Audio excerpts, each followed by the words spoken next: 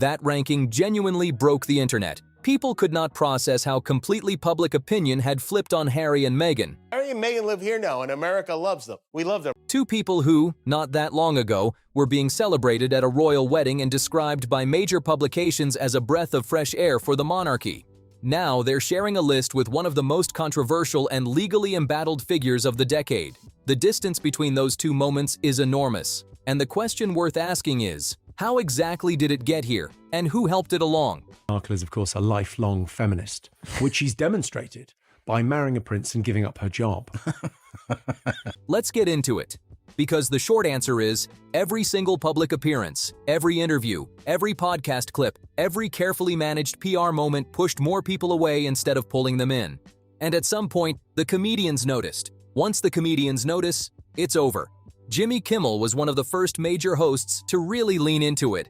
And here's the thing, he didn't even need to work that hard. He wasn't crafting elaborate setups or doing deep research. He just repeated things Harry and Meghan had actually said and done in public, out loud, to millions of people, and the audience was already laughing before he finished the sentence. That tells you everything. When your real life is already funnier than what a comedian could write for you, something has gone seriously wrong with your public image management. To refer your penis as a todger, and very scary. You know, without a functioning todger, it's impossible to Roger. You can't... Kimmel's sharpest material focused on Meghan's constant complaints about royal rules and expectations. His basic point was this: Meghan walked into an institution that has existed for over 1,000 years with documented traditions, strict protocols, and a very specific set of rules about how things work, and somehow acted surprised that there were expectations attached. Kimmel joked that she seemed to think joining the royal family would feel more like checking into a high-end hotel.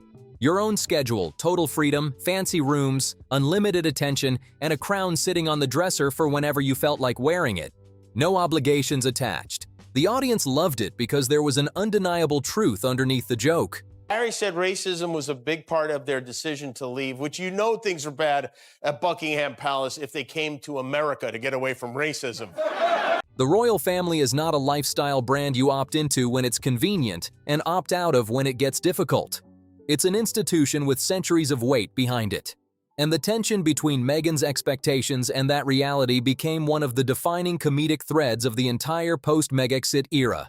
But then Kimmel went somewhere even more unexpected. He brought up one of the stories Harry personally included in his own memoir, and the crowd could barely process it. Here's what made that moment so significant. This wasn't a tabloid rumor. This wasn't a palace source leaking something damaging. Harry wrote it himself, approved every word, and sent it to print. And people sat in the audience thinking, did absolutely nobody involved in the publishing process raise their hand and ask whether this particular detail was strictly necessary?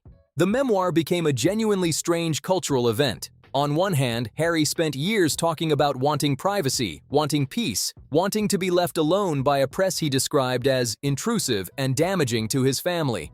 On the other hand, he was voluntarily sharing details in a published book, distributed globally, promoted aggressively, sold at airports and supermarkets, that most people wouldn't tell their closest friends over a private dinner. The contradiction was sitting right there on the surface, completely visible, and people could not stop pointing at it. It is crazy to learn that the prince went to his brother, the royal wedding, with a frozen todger. And when you really examine the video, I want you to listen closely here because it makes a lot more sense. I froze my todger. Harry froze his todger. Dearly beloved, Prince Harry's hot dog is now a very, very cold dog, as he has frozen his todger. Amen. Critics jumped on it fast and they didn't let go. Some felt it was deeply hypocritical, others just found it genuinely confusing. A man who described the media's intrusion into his private life as one of the defining traumas of his existence was simultaneously providing that same media with an enormous amount of very personal material to work with. The internet had a field day with that tension and it never really went away. If Palace Insider is giving you the full picture, go ahead and hit the like button. It helps us reach more people who want the real story.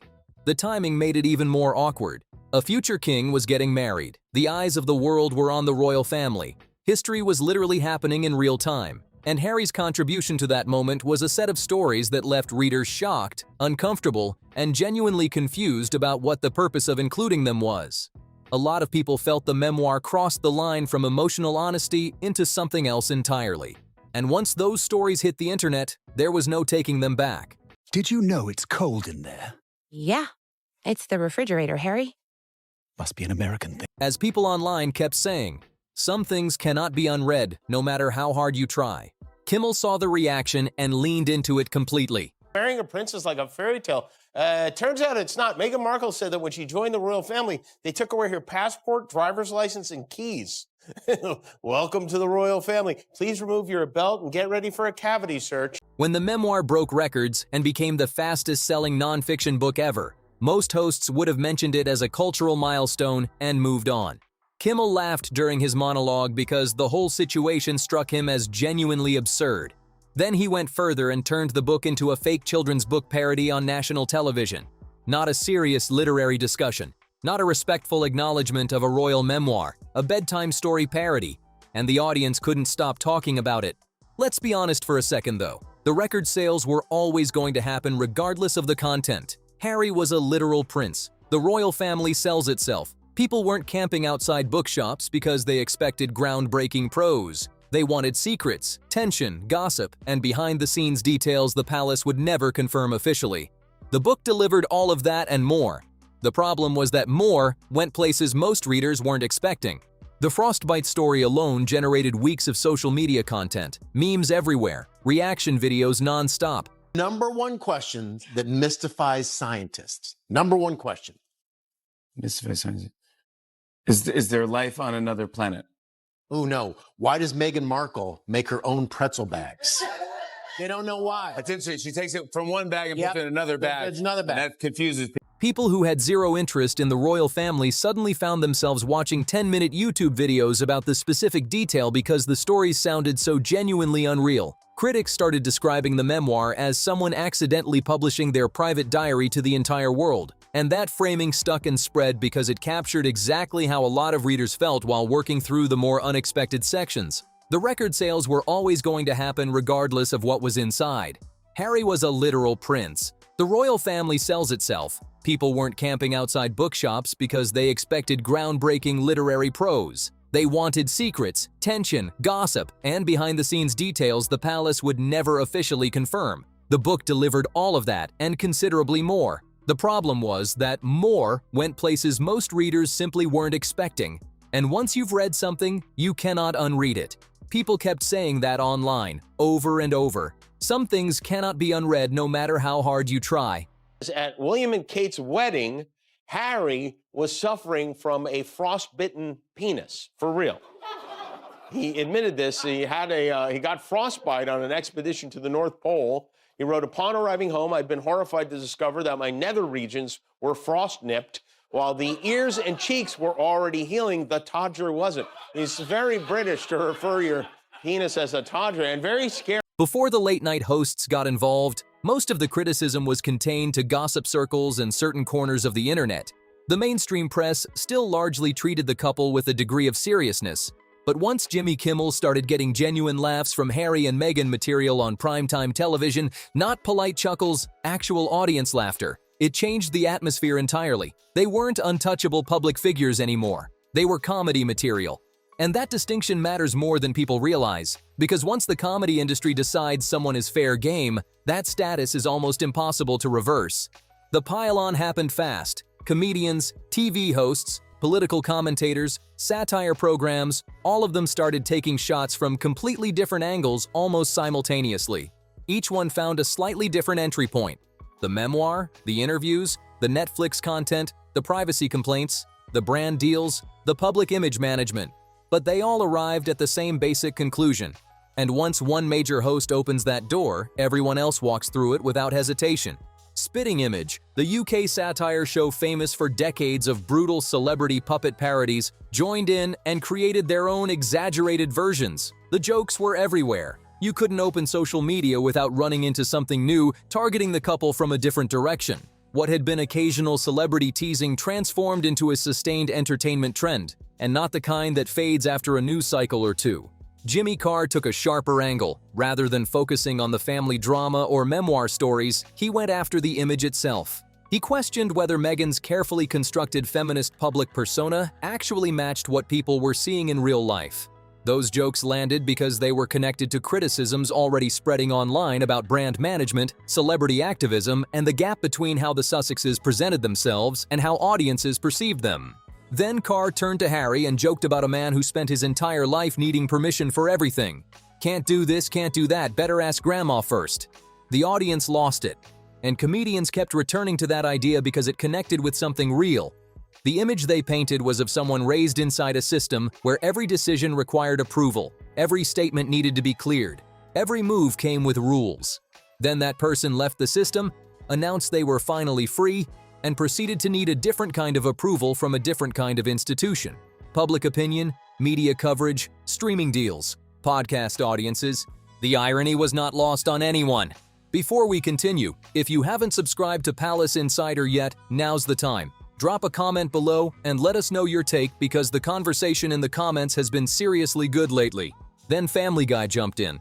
And honestly, when a primetime animated show starts writing Harry and Meghan into an episode, that's the moment you know something has fully and irreversibly entered pop culture territory.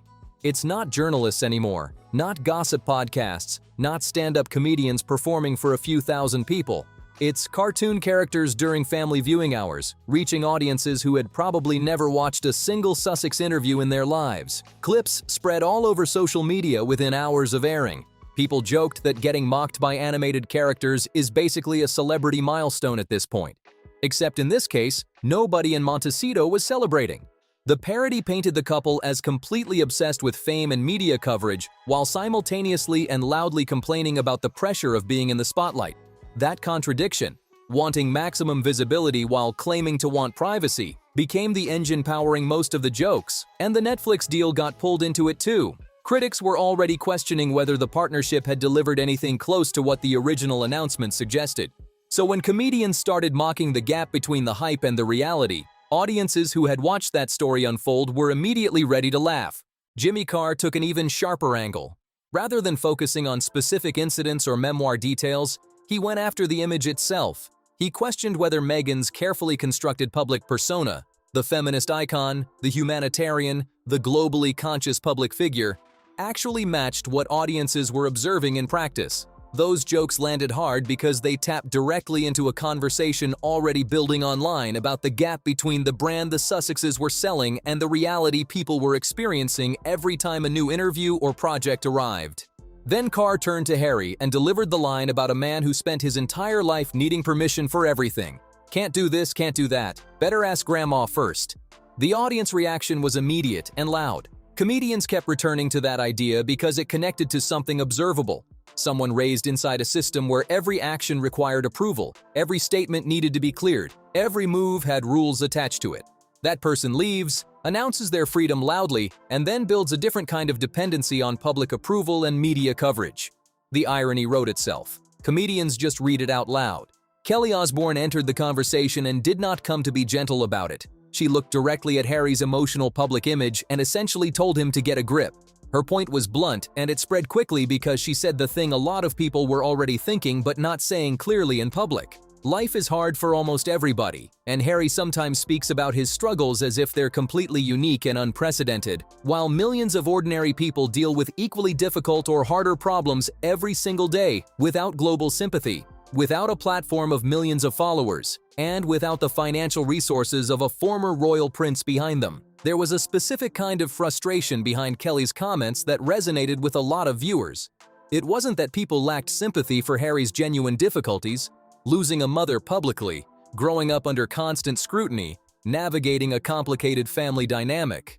Those are real things. But there's a difference between acknowledging difficulty and presenting your life as uniquely unbearable in a way that invites the rest of the world to constantly validate your suffering. At some point, audiences start doing the comparison themselves, and the comparison doesn't always land where Harry and Meghan might hope. Then Kelly brought up the topic that critics had been dancing around but rarely stated directly in public, and the conversation got significantly more uncomfortable from there. What she was getting at, And what a lot of online critics had been building toward for months was the fundamental tension at the heart of the Sussex brand. You cannot publicly make controversial choices for years, generate substantial backlash, and then attempt to relaunch yourself as a polished humanitarian figure while expecting the public to simply forget everything that came before. Audiences have long memories, the internet has longer ones. And every new project that launches without addressing the outstanding questions just adds another layer to the disconnect people are already feeling. Meghan caught her own specific wave of criticism separate from Harry's. Many viewers felt she consistently and publicly framed Harry as a misunderstood victim of royal expectations rather than as an adult man capable of and responsible for his own choices. That perception became a significant talking point among commentators who argued the couple spent too much energy pointing outward at external forces and not enough acknowledging their own contributions to how things developed. Supporters pushed back hard, as they always do, but the louder the defense got, the louder the criticism got in response. That cycle became self-sustaining and showed no signs of slowing down.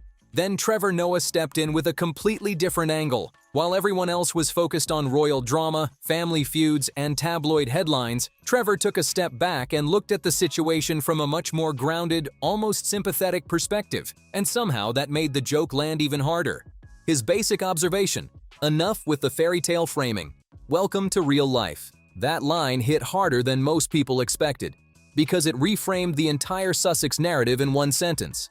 Suddenly, it wasn't a dramatic escape from royal oppression anymore.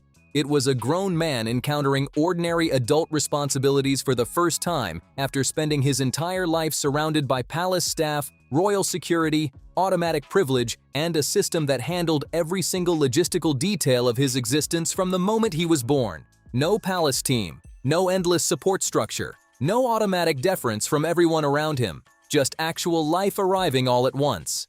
Trevor's joke imagined Harry dealing with normal everyday problems.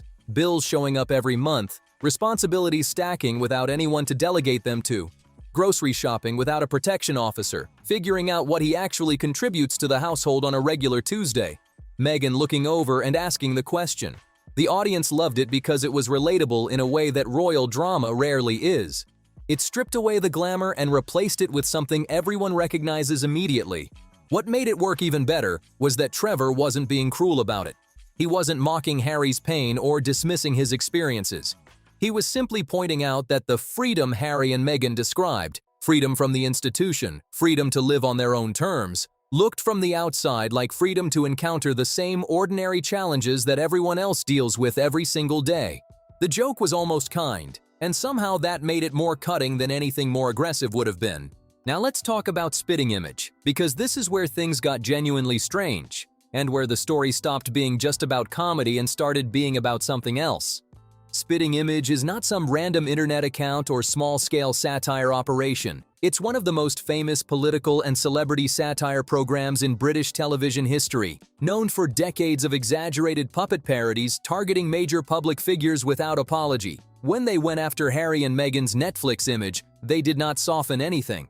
The target of their sharpest material was With Love, Meghan, Meghan's lifestyle series on Netflix, and the parody drilled into something very specific: the show's consistent tendency to present completely ordinary everyday activities as if they were profound, exclusive, deeply meaningful experiences that the world was lucky to witness. Viewers had already been making this observation informally online for weeks. Spitting Image formalized it into polished, broadcast-quality satire. The sketches mocked the slow, dramatic pacing, the carefully staged wellness moments, the breathwork sessions, the flower arranging, the softly lit background music, the whole aesthetic of treating basic daily tasks as if they were rare spiritual gifts being generously passed on to a grateful audience. Critics had been joking that the show made pouring tea look like a religious experience. Spitting Image took that joke and escalated it until the absurdity became impossible to ignore. The parody worked because it wasn't really targeting Meghan personally, so much as the entire genre. Celebrity influencer culture packaging ordinary life as premium content and presenting it as wisdom. That resonated with audiences who were already exhausted by that format long before the Sussex version of it arrived. But then, something strange happened. Several Spitting Image clips disappeared from YouTube with no warning and no explanation. One minute people were sharing them everywhere. The next minute the videos were just gone. No statement from the platform, no announcement from the production company, nothing. That absence immediately became its own story, in some ways bigger than the original content. The internet does not respond well to unexplained disappearances. People who had never seen the clips went looking for them specifically because they had vanished. Theories spread everywhere. Copyright issues, platform policy violations, legal pressure from outside parties. Nobody confirmed anything officially. But because Harry and Meghan had previously and publicly pushed back against media portrayals they considered unfair or damaging, the timing landed in a very specific way for a lot of observers. The South Park comparison came up immediately. People pointed out the key difference. South Park is essentially untouchable, too globally established, and too legally protected to meaningfully pressure. Spitting Image, being a smaller and more targeted operation, felt like a different kind of proposition. And once the videos disappeared without explanation, more people searched for them than ever would have watched them organically.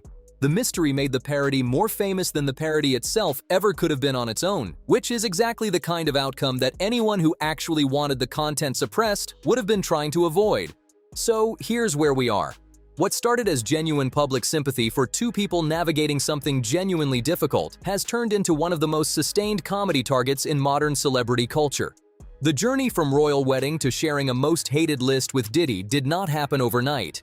It happened through 1,000 smaller moments. Overshared memoir details, contradictory privacy claims, carefully managed appearances that felt anything but authentic, and a consistent failure to read what the public actually wanted from them.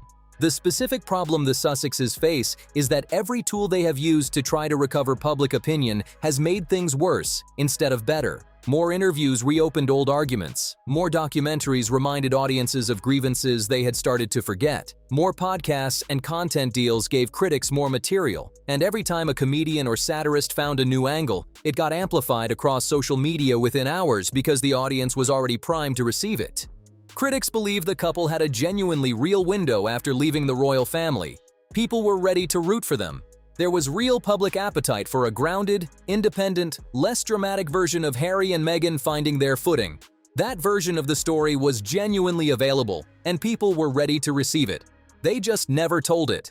Instead, many viewers feel the constant content cycle pushed audiences further away with every new release. And here's the thing about comedy specifically. When Jimmy Kimmel, Jimmy Carr, Trevor Noah, Family Guy, and Spitting Image all arrive at the same basic punchline from completely different directions and different countries, that convergence is not a coincidence. It means the public has already made up its mind and the comedians are simply reflecting it back. The question is whether that is still reversible. Whether there is a version of Harry and Meghan's public story that could rebuild what has been lost. Some people think the window is closing fast. Others think it is already closed. Fair or not, that perception has become very hard to shake, and when the whole entertainment industry is laughing at the same joke, the joke has usually already won. So what do you actually think? Is there a path back for Harry and Meghan at this point, or has public opinion shifted too far to recover? Drop your answer in the comments below. I genuinely want to know where you stand on this one. Subscribe to Palace Insider so you don't miss what comes next. And if this video gave you something to think about, a like really helps us reach more people. See you in the next one.